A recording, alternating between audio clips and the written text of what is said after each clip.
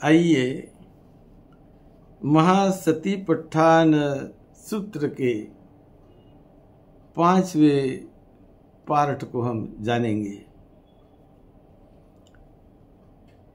ये दुख से दूर कराने वाला और अनंत सुख शांति की ओर साधक साधिकाओं को ले जाने वाला ये महान ऐसा महासतिपट्ठान सूत्र की देशना तथागत बुद्ध ने बड़े करुणा भाव से मंगल मैत्री भाव से की है।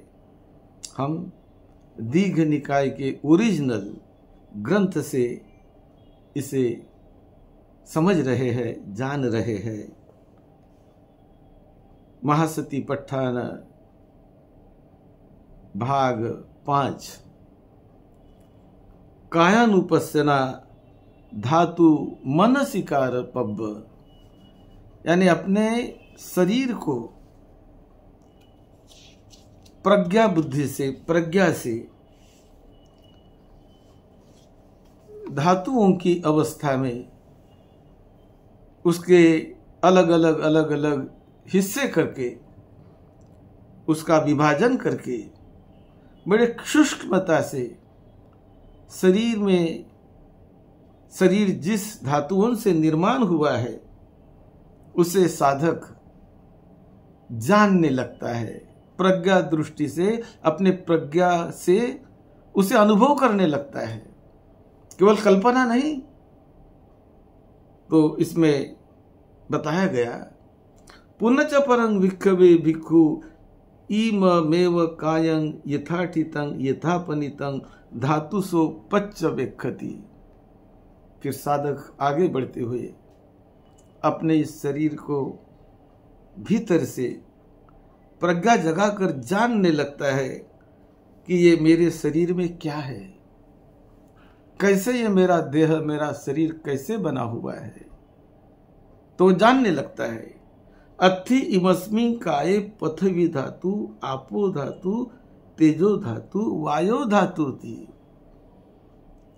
तो अनुभव करने लगता है वो साधक कि अत्थि इस मेरे शरीर में पृथ्वी धातु है, यानी पृथ्वी धातु से मेरा शरीर बना हुआ है। वो जानता है, देखता है। अत्थि इमस्मिन् काये आपो धातु, यानी पानी का अंश है। वाटर से पानी से भी ये शरीर बना हुआ है। तरल पदार्थ पानी लिक्विडिटी इस शरीर में है, तो उसे कहते हैं आपो धातु। फिर इस शरीर में तेजो धातु है। तेजो का मतलब उष्णता, गर्मी। फिर शरीर में उष्णता भी होती है, गर्माहट शरीर में महसूस होती है। जो जीवित शरीर है उसमें उष्णता निर्माण होती रहती है, गर्मी निर्माण होती रहती है। उसे कहते तेजो धातु। तो ये धातु इस शरीर में विद्यमान है। उसी प्रकार इस शरीर में वायु धातु अत्थि भिक्खवे, यानी इस शरीर में वायु का यानी हवा का भी अंश है। शरीर के भीतर भी हवा है, और जैसे हम सांस लेते हैं नाक द्वारा, ये भी हवा भीतर जाती है। उसी प्रकार शरीर के भीतर जो खाते पीते हैं उनसे भी वो हवा निर्माण होती है, और भीतर ही भीतर निर्माण होकर बाहर भी हवा निकलती है। तो इस प्रकार ये वायु धातु का भी अंश हमारे शरीर में है। तो कहते हैं ना, यह शरीर 4 महाभूतों से 4 महाधातुओं से बना है। तो ये 4 धातु के बारे में वो साधक इस काया को अपने प्रज्ञा को जगाकर ये भिन्न भिन्न 4 धातुएं, 4 elements, water element, fire elements, air elements और अर्थ एलिमेंट्स, तो ये 4 एलिमेंट इस शरीर में कैसे फंक्शन करते हैं, ये कोई कल्पना नहीं, ये कोई किताब की बात नहीं। तो इसका साक्षात्कार, इसका दर्शन, इसकी जानकारी वो साधक को भीतर ही भीतर होने लगती है, क्योंकि ये काल्पनिक तो है ही नहीं। शरीर एक वास्तविकता है। शरीर में जो कुछ भी जैसी धातु से, जिस एलिमेंट से शरीर बना हुआ है, तो वो भी कोई कल्पना तो है ही नहीं, ये तो वास्तविकता है।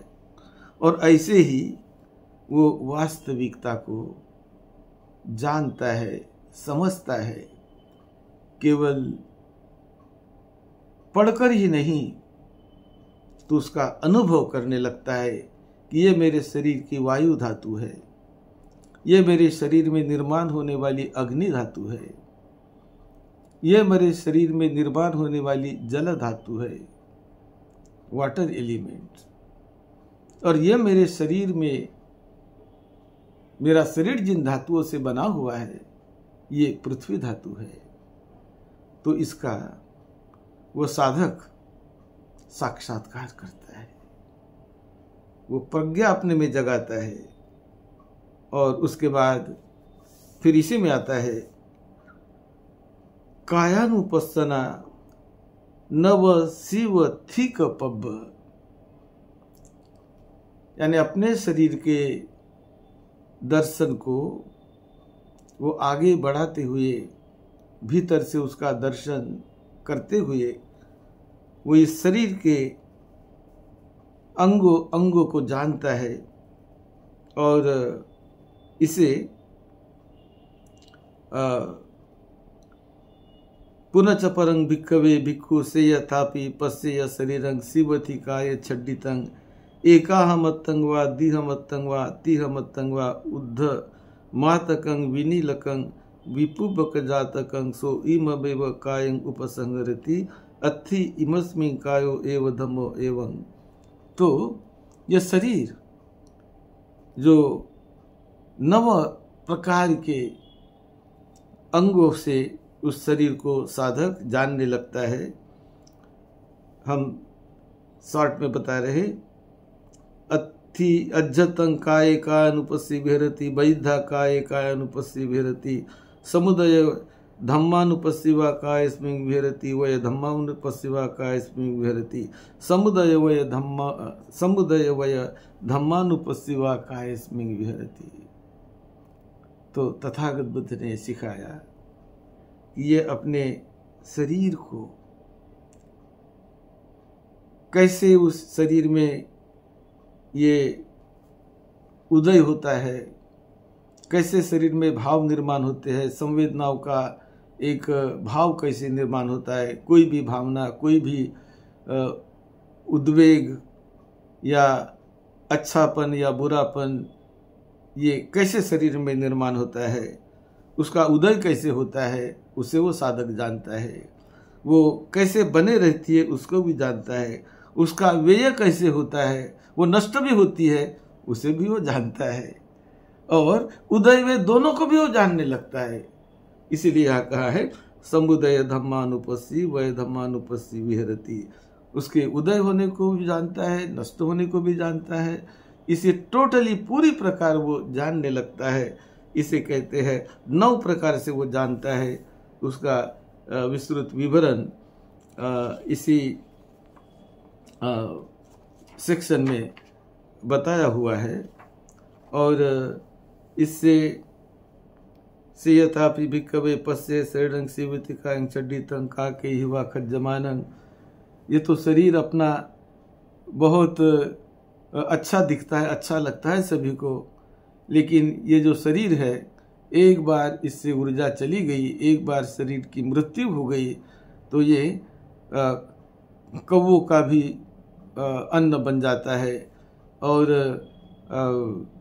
गिधड़ जो होते हैं उनका भी वो भोज्य बन जाता है। फिर कई प्रकार के कृमि कीड़ों का भी वो अंग बन जाता है। तो कई वहाँ पर अशुचि जैसे वो निर्माण होते हैं।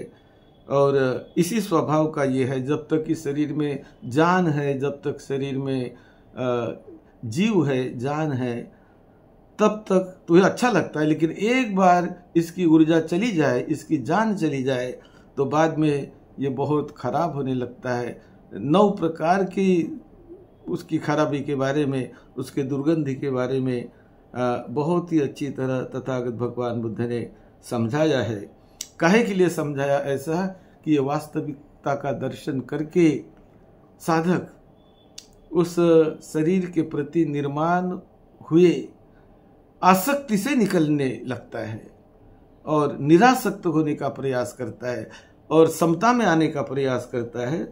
तो इसी प्रकार इसमें हम मूल रूप में आपको बता रहे कि समुदय वय धम्मानुपस्सी विहरती अध्यत्त बहिर्धावा, अंदर बाहर वो इस शरीर की वास्तविकता को देखता है, जानता है। वो जानता है कि अट्ठी संगलिकं मंसलोहितं नारु संबंधं, ये इसमें हड्डियां है, मांस है, मांस की वास्तविकता, हड्डियों की वास्तविकता, हड्डी के भीतर जो तरल पदार्थ है, अट्ठिकस निमंसलोहितं का नारु, उसमें नसें है और मांस है, हृदय वस्तु है। ऐसे कई प्रकार के इस वास्तविकता का दर्शन उस साधक को प्रज्ञा दृष्टि से होने लगता है। वो अपने भीतर ही भीतर उस प्रज्ञा को जगाकर वो जानने लगता है। और ये सभी जानते जानते जब उसको वास्तविक दर्शन होता है कि इसका स्वभाव कैसा है, तो इसका स्वभाव, इस शरीर में बार बार संवेदनाएं निर्माण होती है, बार बार भाव तरंग निर्माण होती है, कुछ समय तक रहती है और नष्ट हो जाती है, बदल जाती है, फिर नई निर्माण होती है, फिर कुछ समय तक रहती है और बदल जाती है। तो इस प्रकार उनका उदय व्यय, समुदय वय धम्मानुपस्सी विहरति, वय धम्मानुपस्सी विहरति, समुदय वय धम्मानुपस्सी का इसमें विहरति, यानी उसके उदय व्यय को, निर्माण होने को जानता है, उसके अस्तित्व रहने को वो जानता है और उसके नष्ट होने को भी जानता है, फिर नष्ट होकर और भी निर्माण होती है उसे भी वो जानता है। तो इस प्रकार के शरीर में होने वाले परिवर्तन को साधक एक प्रज्ञा दृष्टि से देखता है और उसका साक्षात्कार करते करते बड़े मुस्कुराते हुए उसका दर्शन करता है। ये मेरा नहीं, मैं नहीं, तो जैसे पराई चीज को मैं देख रहा हूं, ऐसे समझकर शरीर के बाहर निकलकर अपने ही शरीर का वो दर्शन कैसे किया जाता है, ये बात यहाँ पर मूल रूप में कायन उपासना में बताई गई है। और ये जैसे जैसे हम साधक उस दिशा में आगे बढ़ता है, उसकी प्रज्ञा बढ़कर बलवती होकर इन सारी चीज़ों को वो जानना शुरू कर देता है। उसका मन, उसका साक्षात्कार होना शुरू कर देता है और ये होते होते और भी बड़ी अच्छी अवस्थाओं का उन्हें साक्षात्कार होने लगता है। तो आज हम ओरिजिनल बुद्धवाणी को महासतिपट्ठान सूत्र से जान रहे हैं। आप सबका मंगल हो, सबको सद्धम्म की प्रेरणा मिले और आप सबको सुख शांति मिले।